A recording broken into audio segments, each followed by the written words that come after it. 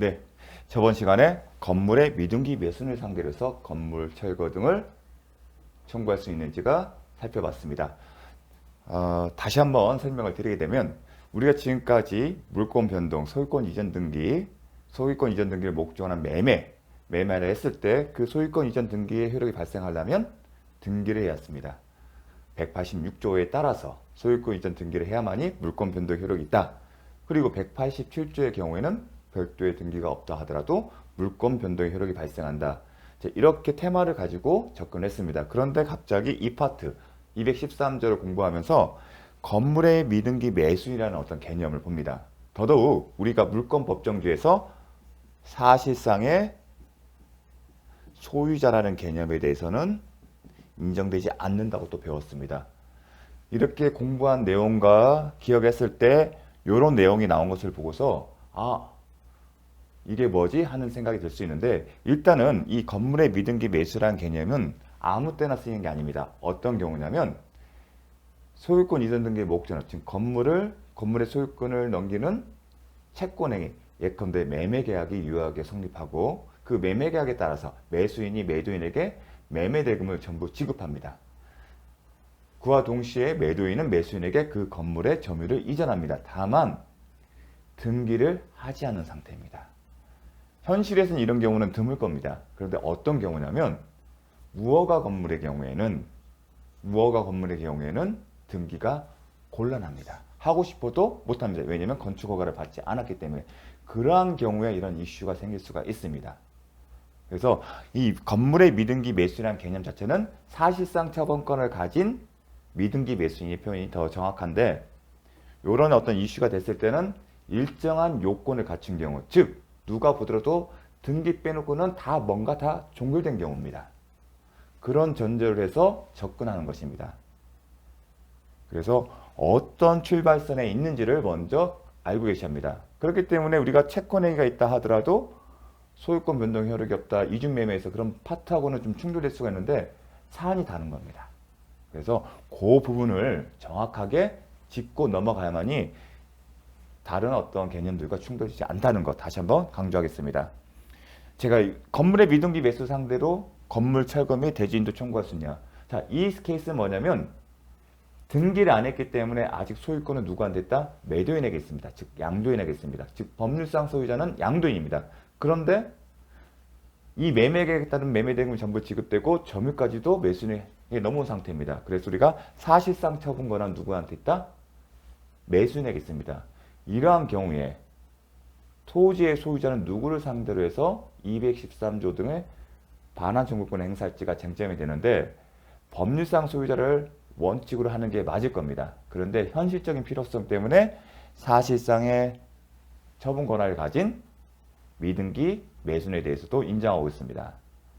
자, 근데 하나의 쟁점은 뭐냐면 이제 여기서는 이제 언급하지 않고 있는데 사실상의 처분 권한을 가지고 있는 미등기 매수인을 상대로 해서 건물 철거 및 대지 인도를 청구할 수 있다고 했습니다. 그렇다면 이 사람뿐만 아니라 법률상 소유자, 예컨대 등기부상 소유자나 아니면 신축 건물을 했을 때는 원시 취득자, 그 사람들 상대로도 할 수 있는지에 대해서는 쟁점이 생길 수 있지만 이 부분에 대해서는 명확하게 정리가 안 되고 있습니다. 대법원 판례에서.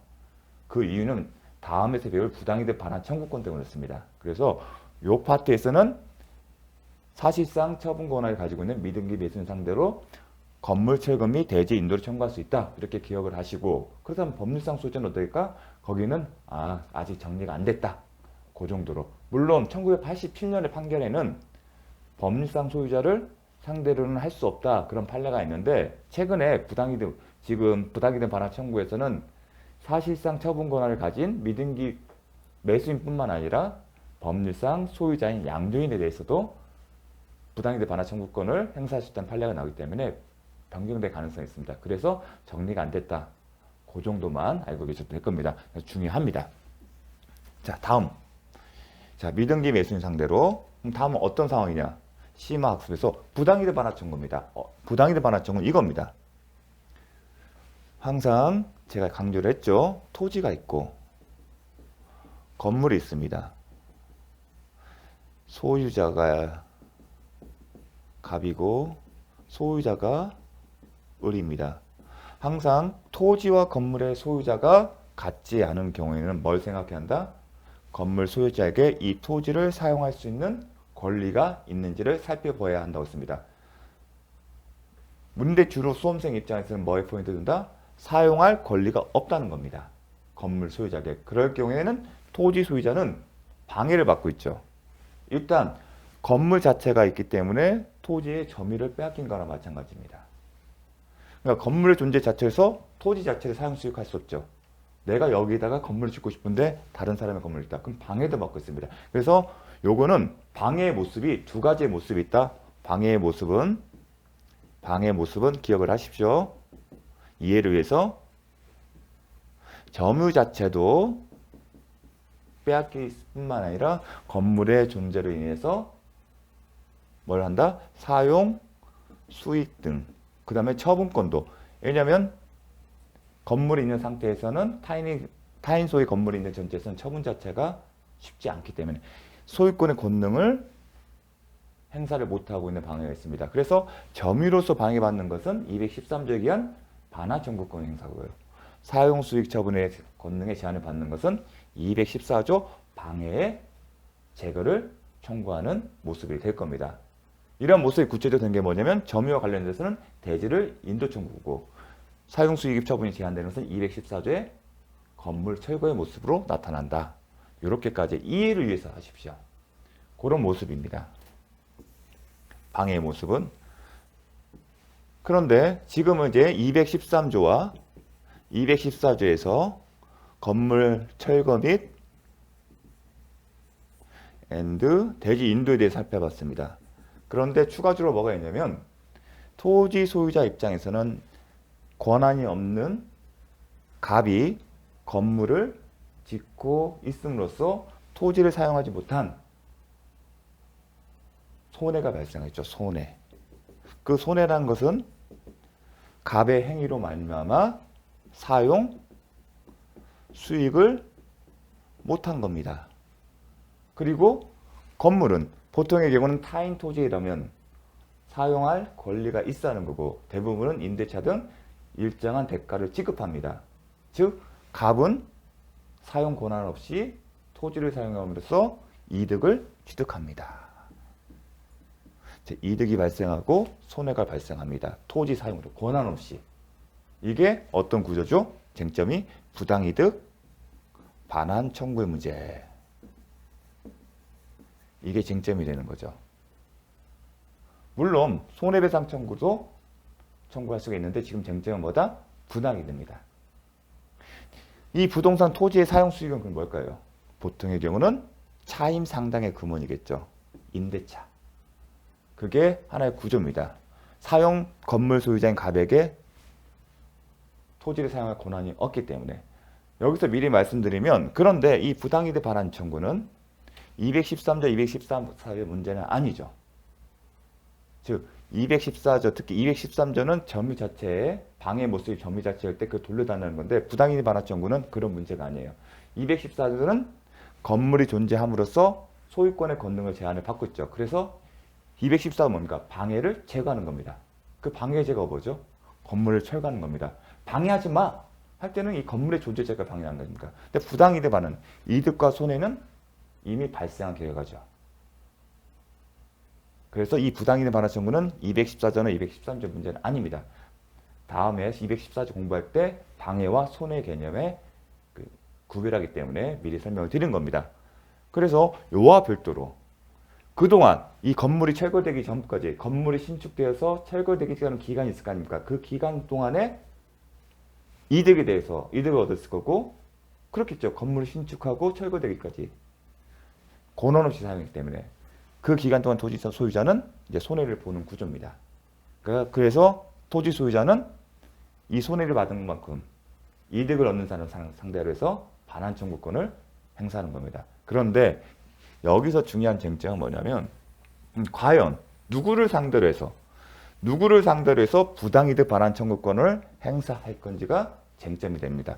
이걸 정리하게 되면 법률상 소유자는 어떤 경우냐면 이 경우라면 토지 소유자 을은 건물 소유자 갑을 상대로 부당이득 반환 청구권을 행사하면 됩니다. 그런데 어떤 케이스냐면 계속 갑이 소유를 하고 있는데 이 건물에 죄송합니다. 을이죠. 을이 소유하고 있는데 갑이 병에게 매매를 했어요. 매매를 했고 병은 갑에게 매매 대금을 다 전부 지급했고 소유자인 갑은 병에게 인도를 했어요. 다만 미등기 상태예요. 이 상태 뭐라고 한다? 사실상 처분 권한이 있는 미등기 매수인이다. 이러한 경우에 과연 누구를 상대로 해서 을은 부당이득 반환 청구권을 행사할지가 쟁점이 된 겁니다. 그래서 1번. 근데 이제 언급할 수 있는 법률상 소유자는 일단은 미등기이기 때문에 갑이겠죠. 하지만 이 경우에는 일정한 요건을 갖춘 경우에는 우리가 수험생 입장에서는 사실상 처분 권한을 가지는 미등기 매수인 병 둘이 존재합니다. 이때 누구를 상대로 해서 을은 부당이득 반환 청구권을 행사했을지를 쟁점이 됩니다. 이게 하나의 쟁점이 됐는데 결론적으로 얘기되면 을은 갑뿐만 아니라 병을 상대로도 부당이득 반환 청구권을 행사할 수 있습니다. 우리가 좀 전에 건물 철거 및 대주 인도 청구 소송은 병을 상대로 할 수 있는지가 쟁점이 됐고 가능하다고 했습니다. 그리고 법률 소유자인 갑에 대해서는 정리가 필요하다. 그 정도 수준이 마무리됐어요. 하지만 부당이득 반환 청구에 대해서는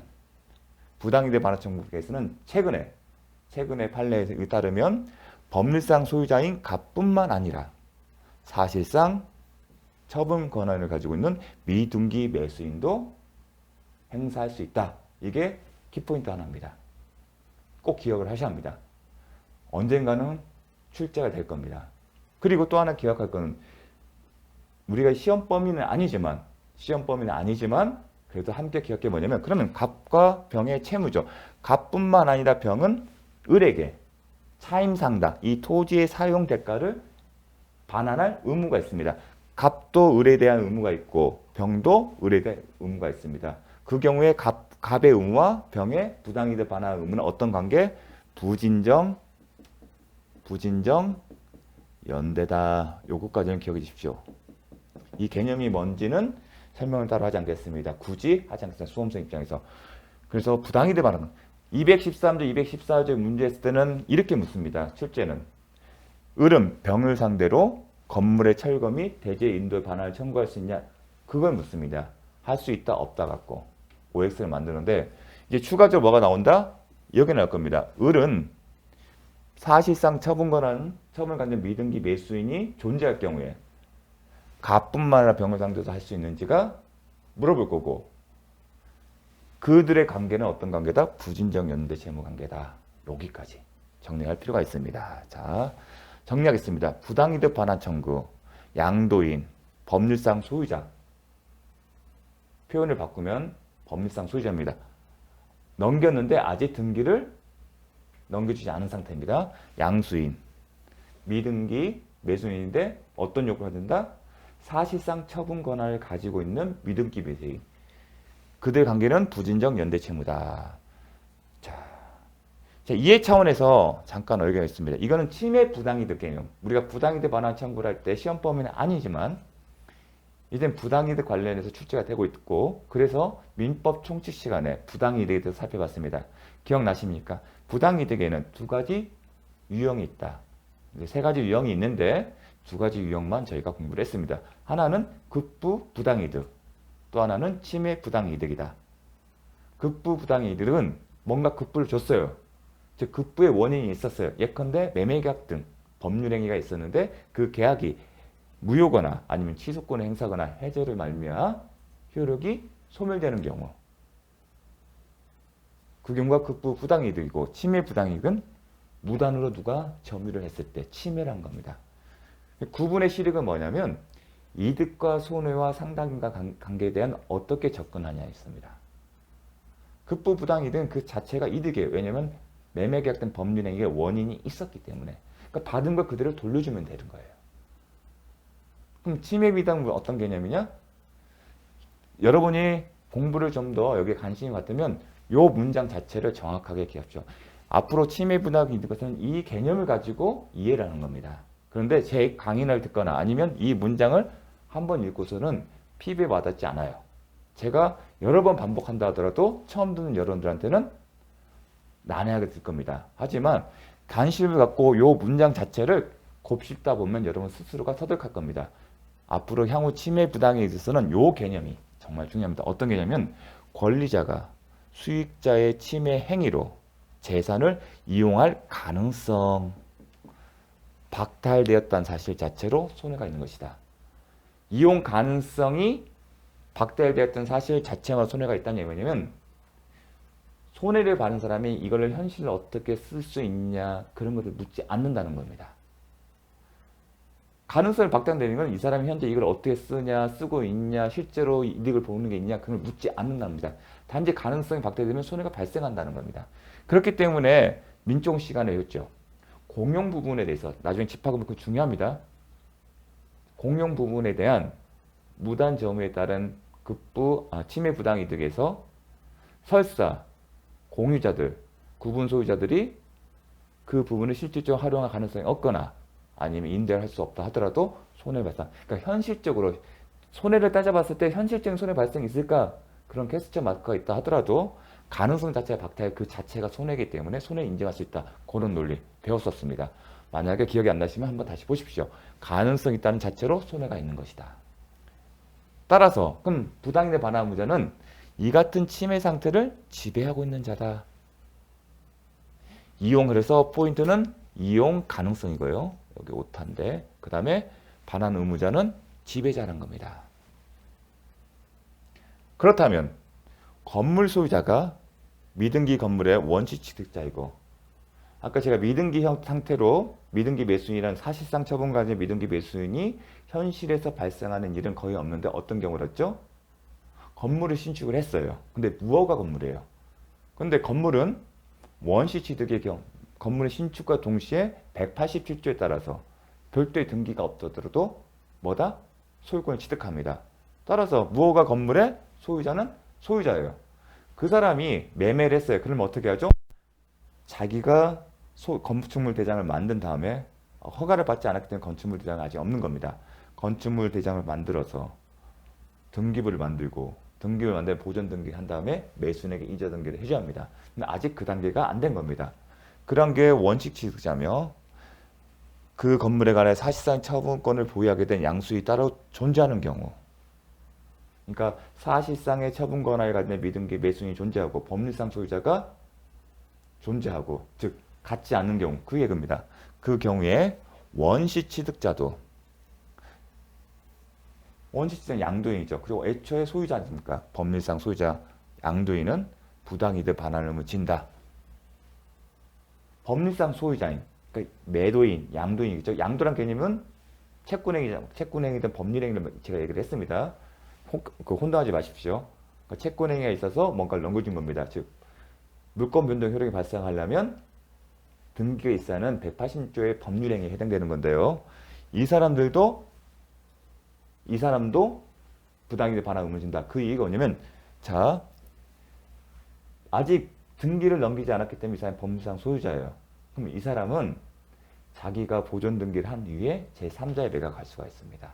물론 그런 말미암아 사실상 처분 권한을 가진 미등기 매수인에게 계약상 책임을 지겠지만 그렇다 하더라도 이 사람은 법률상 소유자이기 때문에 제3자에게 매각할 수 있어요. 그게 바로 침해 상태를 침해하고 있는 겁니다. 그래서 원시 취득자, 그러니까 양도인, 법률상 소유자에 대해서도 할 수 있는 겁니다. 좀 전에 그림에서는 갑이겠죠. 건물의 소유자였던 갑. 그걸 병에게 매각하지 않았습니까? 그러면 나머지 누구냐? 미등기 건물을 양수해서 건물에 관한 사실성 처분권을 보유하게 된 양수인. 아까 병이었습니다. 병 또한 건물 부지의 점유 사용에 따른 부당이득 반환을 집니다. 왜냐하면 이 사람은 양도인, 갑과의 관계에 있어서 요 부당선을 처분할 수 있는 제3자 처분할 수 있는 권한을 보유하게 됩니다. 그렇기 때문에 미등기 사실상 처분권을 보유하던 미등기 매수인 이 사람에 대해서는 항상 어떤 표현이 드느냐? 사실상 처분권을 보유라는 표현을 씁니다. 이것 자체가 이 사람이 제3자에 매각할 수 있다는 거고 그 자체가 침해 상태로 지배할 가능성이 있다는 것을 내포하는 겁니다. 그리고 사실상의 처분은 어떤 개념이다? 처분의 개념은 두 가지가 있다. 물리적으로 변경시키거나 훼손하는 사실적인 처분과 양도나 담보권 설정하는 법률적 처분이 있다. 마찬가지로 이 사람에게도 그러한 권한이 있는 겁니다. 이 사람도 침해 상태 지배할 수 있기 때문에 반환 의무가 부담하는 겁니다. 2022년도에 판결이 선고됐습니다. 그래서 상당히 중요한 판결문입니다. 작년에 출제 안 됐기 때문에 올해 출제 가능성이 높을 겁니다. 자, 양수인도 제3자에게 처분할 수 있다는 점에서 이제 어떠한 이제 이론적인 거냐면 그렇다면 양도인 갑과 병 사이에서 어떠한 관계가 병이 갖고 있는 이 처분권의 의미가 뭐냐? 이게 물권이냐? 물권은 아닙니다. 왜냐하면 등기가 아니기 때문에 다만 채권입니다. 채권이지만 갑을 상대로 해서 갑과의 관계에서 본인이 점유 중인 매수한 물건을 제3자에 매각할 수 있는 권리를 갖고 있는 겁니다. 즉 법률상의 소유자에 대해서 나중에 이의를 제기할 때 그거에 대해서 이의를 방어할 수 있는 권한이 있다는 겁니다. 너 그거 나한테 뭐라고 하면 안 되지. 나는 너한테 매매대금 다 줬고 점유까지 남겨받았는데 단지 등기를 못한 건데 그런 겁니다. 그래서 이 부분을 이해하는 게 쉽지는 않습니다. 상당히 어려운 내용이기 때문에 그냥 만약에 관심 있으면 애우시고 그걸 계속 곱씹어 보십시오. 많은 내용이 함축되어 있습니다. 자, 법률상 소유자이자 원시 취득자인 양도인. 제가 아까 사례에서는 갑이었습니다. 뿐만 아니라 있죠. 미등기 건물을 양수하여 사실상 처분권을 사실상 처분권은 항상 미등기 건물을 양수하여 사실상 처분권을 가지신 미등기 매수인. 그러니까 사실상 처분권의 포인트인데 누구였죠? 병도. 모두 소유권 침해 상태 침해하다. 침해 부당 이득에서는 이용 가능성을 박탈하는 것 자체가 손해고 그러한 것들을 지배할 수 있는 사람이 반환 의무자다. 양수인 모두가 침해 상태를 지배하고 있고 즉 부당이득 반환 의무가 있고 이 둘은 동일한 경제적 목적을 가진 채무이기 때문에 어떤 관계? 부진적 연대 채무 관계다. 근데 이 부진적 연대 채무에서는 여러분들이 시험 범위는 아니지만 왜 제가 공부를 하자고 하냐면 여기에 대해서는 이 대법원 판례에 대해서는 판사님뿐만 아니라 학자들도 의문을 제기합니다. 채무의 종조에는 이런 유사한 게 뭐냐면 불가분 채무라는 게 있습니다. 그래서 그리고 과거에 이런 유사한 데서 불가분 채무이라고 언급한 케이스가 있기 때문에 그 논거를 가지고 좀 다툼이 있습니다. 그래서 이 부진적 연대 채무라는 결론은 정확하게 알고 계셔야 합니다. 자, 우리가 지금 공부하고 있는 것은 213조입니다. 그렇죠. 네, 213조인데 건물 철거 및 대주인도 청구를 누가 할 수 있냐가 가장 주요 이슈겠죠. 하지만 연관해서 부당이득 반환 청구를 누구한테 행사할 수 있는지 그거를 함께 공부를 했습니다. 그리고 213조 점유할 권리가 없습니다. 즉 소유자는 점유자를 상대로 해서 목적물의 반환을 청구할 수가 있습니다. 예컨대 임대차 계약을 체결했어요. 여러분이 임대인이에요. 저는 임차인이고 계약기간은 내년도가 내년 3월에 6월에 끝납니다. 근데 아직 계약기간이 끝나지 않은데도 여러분이 저한테 반환을 청구합니다. 그럼 저 어떤 얘기를 하죠? 아직 계약기간 끝나지 않았다. 나는 계약기간 동안 이 목적물을 사용할 권리가 있다. 그 얘기를 할 겁니다. 그 얘기입니다. 점유할 권리가 없어야만이 반환 청구가 인용될 겁니다. 만약에 점유한 권리가 있으면 당연히 반환 청구를 하더라도 거절할 수 있는 겁니다. 그 얘기를 한 겁니다.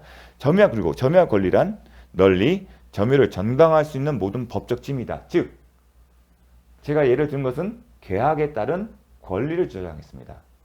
근데 계약에 같은 권리가 아니더라도 동시에 항변권 같은 그런 항변권을 가지고도 해당된다는 거. 또 다른 예가 유치권입니다. 유치권 또한 점유할 권리가 있다. 그리고 사실상의 처분권을 보유하게 된 이런 케이스에서 하나 독특한 개념이 있습니다. 그냥 알아두시면 좋습니다. 단순히 점유권이라 이 경우에 사실상의 처분권을 간을 보유하게 된 양수하게 되면 간혹 가다가 점용권이라고 씁니다. 점용권. 정당한 점유할 권리로서 이게 뭐냐면 점유하고 사용할 수 있는 권리가 있다. 양도인과의 관계에서 이 점용권이 넘어가는 경우에 이 양수인은 법리상 소유자 상대에서 이걸 주장할 수 있다는 그 개념이다. 어떤 개념이면 미등기잖아요. 그러면 소유자 건물 물병이 있으면 미등기 매수인, 미등기 등기 매매가 이뤘는데 등기를 해야 소유권이 넘어가죠. 하지만 아직 미등기 상태였고 미등기 상태에서 다시 병에게 넘어가요. 그러면 법률상 소유자는 여전히 갑이에요. 그럼 이 사람은 소유자이기 때문에 그리고 소유권에게는 물권적 청구권은 떨어지지 않고 하나 세트죠. 그러면 갑이 병을 상대로 이론적으로 소유권에 대한 물권적 청구권을 행사할 수 있습니다. 행사하는 걸 볼 수, 외관상. 하지만 방어를 할 수 있습니다. 그 방어 논리가 뭐냐? 213조의 단서예요. 점유할 권리. 구체적으로 어떤 거냐? 점용권이에요. 점유해서 사용할 수 있는 권리를 누구한테 받았다? 을로부터. 그럴 때 나오는 개념입니다. 그냥 그 정도 있다는 거. 이 경우에 쓰이는 겁니다. 점용권. 그래서 213조 요건을 봤습니다.